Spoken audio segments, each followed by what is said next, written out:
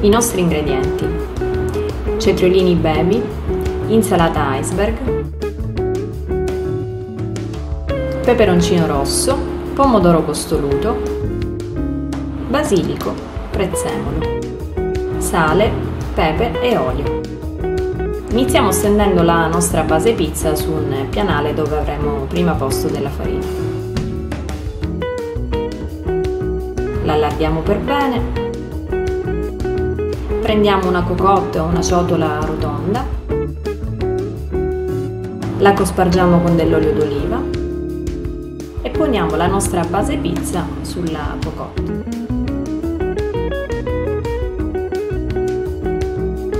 Facciamo aderire la base pizza alla nostra cocotte e con l'aiuto di un coltello creiamo delle piccole fessure su cui poi andremo a versare dell'olio.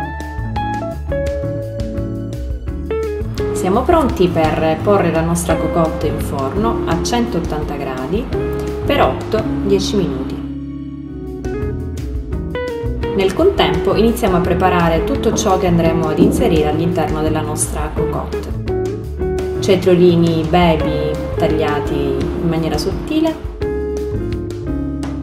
il nostro mezzo insalata iceberg da tagliare sempre sottile,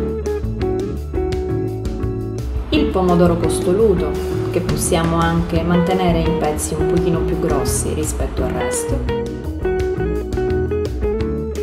ed il nostro peperoncino rosso che andremo sempre a tagliare a rondelle. Siamo pronti per sfornare la nostra capsalad.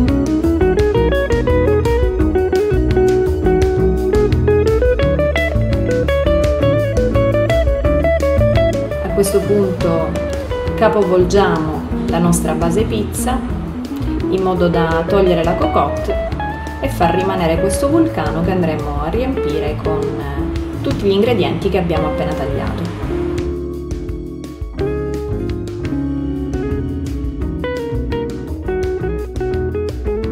Li poniamo tutti all'interno della capsalad. Aggiungiamo del sale, un filo d'olio e i nostri aromi, quindi prezzemolo e del basilico.